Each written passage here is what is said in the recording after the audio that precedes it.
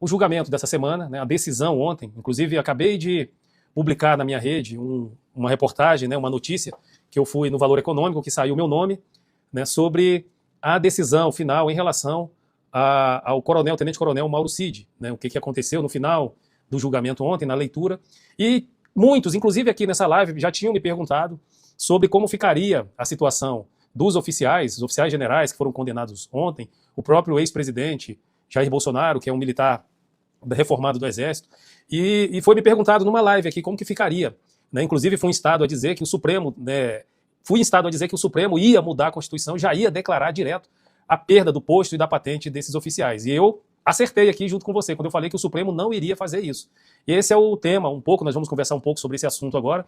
Se você não me conhece, está entrando aqui pela primeira vez, eu sou César Freitas, advogado, mestre em Direito, especialista em Direito Militar, coronel da Reserva do Exército, tenho meu escritório consolidado aqui em Brasília, mas nós atuamos no Brasil todo, então perda de cargo público e do posto de oficiais das Forças Armadas. Quem decide?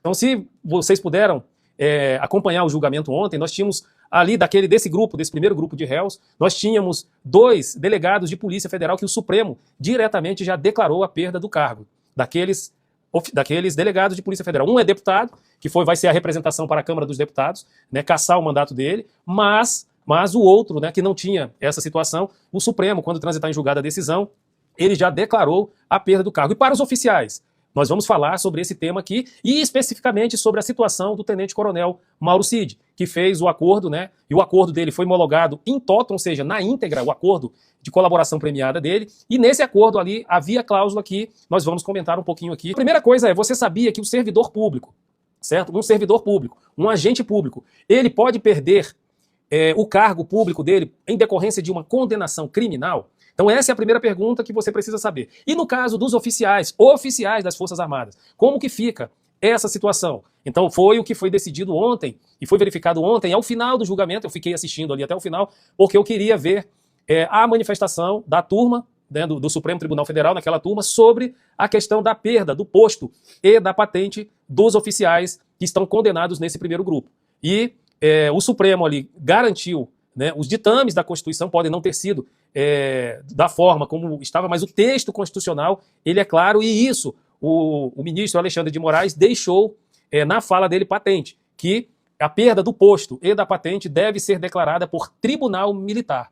E o Supremo Tribunal Federal, ele não é um tribunal militar. Ele julga essas questões em sede recursal. Então existem recursos, nós temos processos aqui de representação de indignidade, de incompatibilidade, né, tramitando no Supremo Tribunal Federal de clientes nossos, mas em sede recursal. Por quê? Porque toda a cognição encerrada no Superior Tribunal Militar, nós entramos com recurso para tentar garantir aí a prevalência, né, a permanência do posto e da patente dos nossos clientes que estão numa situação como essa, que foi tratada ontem. Mas assim, então, qual é o caso? Então, primeiramente então você viu nessa situação, e eu digo para você que está entrando agora, se não me conhece, eu sou César Freitas, advogado, mestre em Direito, especialista em Direito Militar, coronel da Reserva do Exército, fui assessor de ministro do Superior Tribunal Militar antes da minha passagem para a Reserva, atuei em assessoria jurídica muito tempo, por mais de 20 anos, e eu posso falar com propriedade o que nós estamos conversando aqui, certo? Então a perda do cargo da função pública, né, ou de um mandato eletivo, ele vai depender de determinadas circunstâncias. Então, crime contra a administração militar e outros crimes.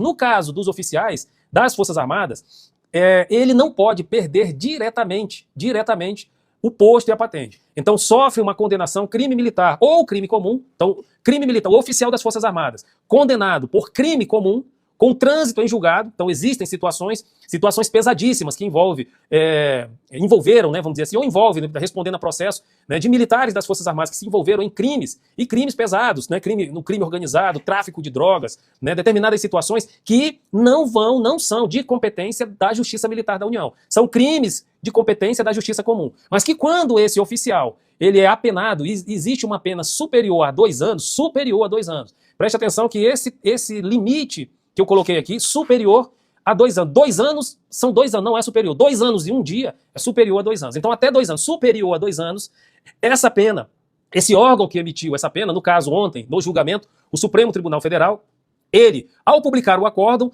ele lança, né, para as providências decorrentes, que é expedir, né, uma comunicação, uma notificação, uma intimação ao Ministério Público Militar, ao Procurador-Geral de Justiça Militar, sobre a condenação acima de 2 anos de oficiais após o trânsito em julgado da condenação naquele tribunal. E nesses casos, o que acontece?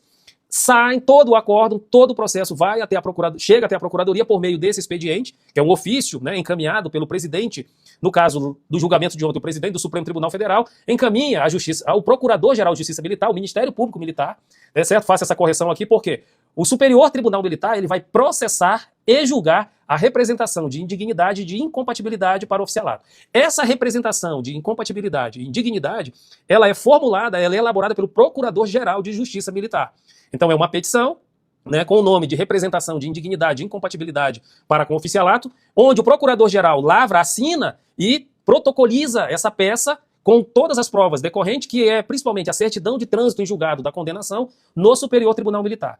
E aí inicia-se o processo após a citação dos militares. Preste atenção que isso é importante. A representação de indignidade e incompatibilidade, ela é individual. Então é uma representação para cada oficial. Por quê? Porque a análise que é feita pelo Superior Tribunal Militar, pelos ministros daquela casa, é uma análise da carreira do militar, pontualmente em relação à conduta, mas também analisa toda a carreira do militar, que é analisada pela defesa. Uma defesa técnica boa e constituída leva argumentos para que seja analisada essa situação de representação de perda e a decisão ela é do Superior Tribunal Militar. Os ministros, em sessão plenária, decidem se esses militares, né, aqueles militares que forem submetidos a um processo como esse, serão considerados indignos e incompatíveis para o oficialato. Eu já falei numa live sobre esse tema aqui, né, mas é preciso você entender que existem regras próprias, né, existem regramento próprio que trata desse tema. E aí, tudo isso está previsto lá na Constituição Federal, no artigo 142, parágrafo 3º, inciso 6º, quando ele fala que a perda do posto e da patente de oficial das Forças Armadas deve ser declarada por tribunal militar. O Supremo Tribunal Federal não é um tribunal militar. A Constituição diz quais são os tribunais militares no Brasil. Existe a Justiça Militar Estadual, que nós vamos falar aqui numa live, num outro momento. Existe a Justiça Militar da União, da qual o Superior Tribunal Militar integra. No Brasil, Tribunal de Justiça Militar só existem 3, certo? Só existem 3. Justiça Militar Estadual, existem apenas 3 tribunais de Justiça Militar Estadual. Existe a Justiça Militar Estadual nos tribunais estaduais, mas Tribunal de Justiça Militar só existe no Brasil, certo? Estadual. O Tribunal de Justiça Militar de São Paulo, o Tribunal de Justiça Militar do Rio Grande do Sul e o Tribunal de Justiça Militar de Minas Gerais. São esses tribunais que existem em âmbito da Justiça Militar Estadual. Os outros estados, né, inclusive aqui o Distrito Federal, eles têm várias especializadas de justiça militar que julgam os militares estaduais. Quem são os militares estaduais, se você não sabe? Policial militar e os militares do Corpo de Bombeiro Militar.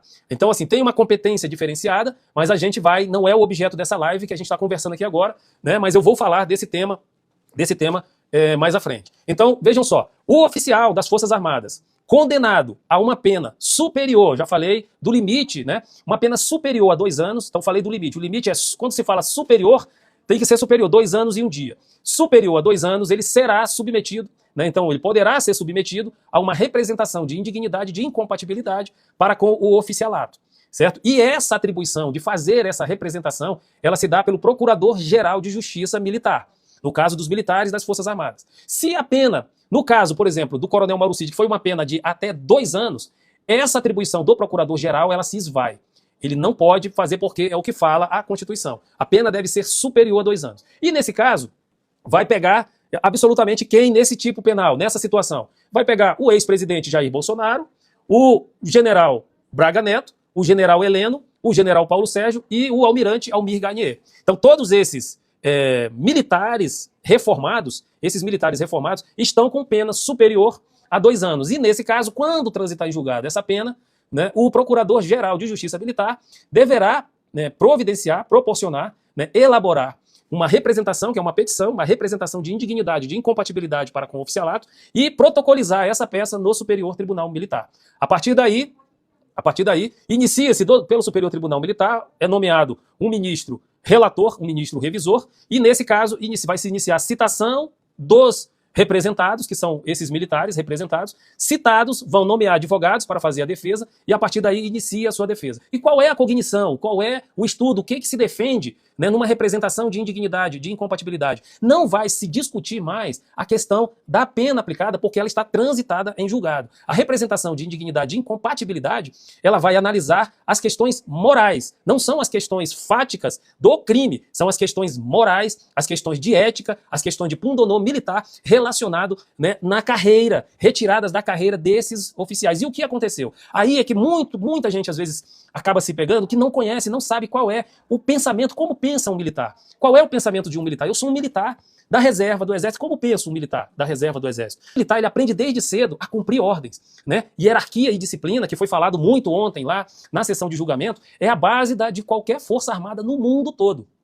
Hierarquia e disciplina. Certo? Hierarquia e disciplina. Hierarquia é a ordem, a ordenação do comando dentro dos postos e das graduações. O mais antigo, né, recebe maior responsabilidade e dá as ordens. E a disciplina é você acatar essas ordens desde que elas não sejam ordens ilegais, ordens ilícitas, ordens imorais. E nós aprendemos desde cedo nas escolas militares que ordem ilegal, ordem imoral não se cumpre. Certo? E se eu tenho dúvida se aquela ordem ela é ilegal, ela é imoral, eu peço para a autoridade redigir por escrito. E já fiz isso ao longo da minha carreira. Já fiz isso para testar a autoridade? Obviamente que não. Com todo respeito, com toda admiração, eu discordei da determinada ordem e pedi para que a autoridade escrevesse aquela ordem. Até mesmo para que a autoridade, na hora de escrever, ela fizesse a cognição e repensasse sobre a ordem que ela estava dando em determinadas situações. Então, como pensa um militar? Então, primeiro, o militar ele está subordinado a esses dois princípios. Princípios da hierarquia e o princípio da disciplina.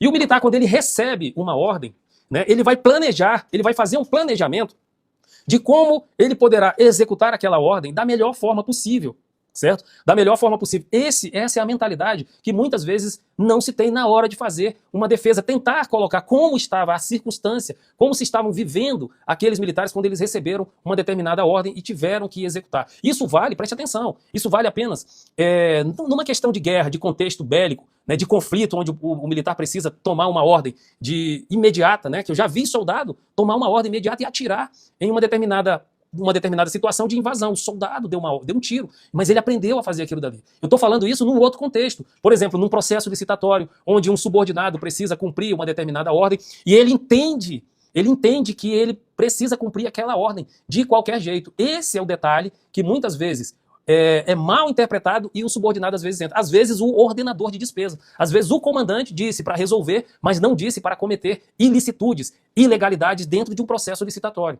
E aí, num descontrole ou numa falta de fiscalização, as pessoas, né, que são más intencionadas, o que elas vão fazer? O que elas fazem? Elas se aproveitam das circunstâncias e da situação. É onde entra uma defesa técnica, é onde entra uma defesa especializada para mostrar que um caso como esse deve ser analisado de forma diferente. A decisão final de perda de cargo público, né, dos oficiais das Forças Armadas se dará pelo Superior Tribunal Militar após processar e julgar uma representação de indignidade e de incompatibilidade para com o oficialato de todos os oficiais que foram condenados ontem, com exceção do Tenente-Coronel Mauro Cid, que eu já vou falar sobre o caso dele mais à frente. Com relação aos delegados, aos 2 delegados ontem, também quem pôde assistir à sessão de julgamento verificou que foi declarada direta a perda do cargo público, porque essa é uma das penas acessórias prevista lá no Código Penal, que uma condenação que vai envolver essas questões de crime contra a administração pública e alguns outros tipos penais e uma pena elevada pode ser declarada direta a perda do cargo público, no caso, como aconteceu com os delegados. Os 2 delegados ontem, um é deputado federal, vai ter que sofrer ainda uma perda do mandato dele, um processo específico, previsto também na Constituição, né? E o outro, quando transitar em julgada a decisão, ele já vai perder o cargo público dele de delegado. Com relação ao Coronel Mauro Cid, o que aconteceu de forma diferente? Como o Coronel Mauro Cid teve uma pena de 2 anos, a pena dele de 2 anos não foi uma pena superior a 2 anos, impede que o Procurador-Geral de Justiça Militar formule a representação de indignidade e de incompatibilidade para com o oficialato. Então, nesse ponto, o Coronel Mauro Cid já foi blindado. Então, ele teve uma pena de 2 anos e então ele não sofrerá o processo e julgamento perante o Superior Tribunal Militar nesses casos, certo? Porém, existe também, né, na legislação militar as questões dos tribunais de honra, que é o Conselho de Justificação e o Conselho de Disciplina. O Conselho de Justificação ele é aberto para os oficiais que tenham alguma conduta também incompatível, né? Uma conduta incompatível com o cargo de oficial. Conselho de disciplina, ele é aberto para praças. Praças vai de soldado até subtenente, suboficial, que tenham condutas incompatíveis, né, ou penas criminais não superior a 2 anos. Então essa situação que poderia ser, eu falo que poderia ser do Coronel Mauro Cid, porque no acordo de colaboração, né, no acordo de delação premiada, né, onde ele foi o colaborador e colaborou com as investigações, esse fato dele vir a sofrer um processo, ser submetido a um conselho de justificação, está lá no acordo dele e ele não deve sofrer, vir a sofrer porque foi homologado o acordo de colaboração dele em toto, ou seja, na totalidade. E nesse caso, o tenente-coronel Mauro Cid não vai perder o posto dele, né, por uma situação. E mesmo que, ao ser julgado, né, declarado não justificado num conselho de justificação, o final é remeter esse conselho, pelo comandante da força, ao Superior Tribunal Militar, que novamente é aquele tribunal que vai ser responsável por processar e julgar e, ao final, declarar a compatibilidade ou a incompatibilidade daquele oficial para permanecer nos quadros da força que ele pertencia. Então, com relação ao tenente-coronel Mauro Cid, o acordo de colaboração premiada, formulado por ele, homologado pelo Supremo Tribunal Federal, o blindou também dessa possibilidade de perda. E o que eu respondi, né, a um repórter hoje, está uma reportagem lá no Valor Econômico, se você não me segue nas redes sociais, ali vai estar publicado lá, foi o que eu falei sobre a situação dele. Então ele pediu, né, para ingressar em cota compulsória. E o que é essa cota compulsória? A cota compulsória, quando se sair, você que está assistindo nessa live pela primeira vez e não me conhece, eu sou César Freitas, advogado, mestre em Direito, especialista em Direito Militar, coronel da Reserva do Exército, ex-assessor de ministro do Superior Tribunal Militar. Hoje eu sou advogado, tenho meu escritório com sede aqui em Brasília, mas atuamos no Brasil todo. E nesse caso, como eu estava falando em relação a essa reportagem, foi a questão da cota compulsória, quando ele, o que está saindo na imprensa, e para que você entenda que o Coronel Cid pediu demissão, né, das Forças Armadas. Então, assim, é uma maneira diferente de se falar, de pedir o afastamento, pedir demissão, mas eu quero que você entenda, quando se pede demissão de um cargo, você não leva absolutamente nada daquele cargo, você vai embora, pede seu salário, pede seus benefícios, pede tudo. No caso da inclusão, que é aí o pedido que o tenente-coronel Mauro Cid fez, de forma acertada, né, por ele, pela defesa dele, é a inclusão em cota compulsória. A inclusão em cota compulsória tem um regramento previsto também no Estatuto dos Militares, e nesse caso ele se enquadrando e conseguindo se encaixar na situação que, no caso dele, tenente-coronel tem que ter mais de 25 anos de serviço militar, que é o caso dele, ele iria ser promovido a coronel, a turma dele já foi promovida a coronel, ele não foi promovido, então ele já tem mais de 25 anos de serviço, então ele pode pedir, ele pede, é uma atribuição dele, pedir para ser incluído em cota compulsória. O que significa ele ser incluído? Ele ser incluído, vão ser avaliadas as quantidades de vaga, e se ele se encaixar dentro de uma dessas vagas para a cota compulsória, ele será transferido para a reserva remunerada. E vai com os benefícios dele de tenente-coronel, os benefícios de oficial. Então essa é a situação. Então não é simplesmente pedir demissão do meu emprego, pedir demissão e me afasto e vou perder tudo. O caso dele é inclusão, esse é o termo técnico para que você entender, inclusão em cota compulsória. Essa é a situação do tenente-coronel Mauro Cid. Pediu para ser incluído até porque ele tem direito a esse é um benefício que cabe a ele exercer ou não, e está previsto na lei e ele tem direito porque a pena dele, né, ele foi apenado e foi contemplado, homologado por meio de um acordo de colaboração premiada que foi homologado pelo Supremo Tribunal Federal.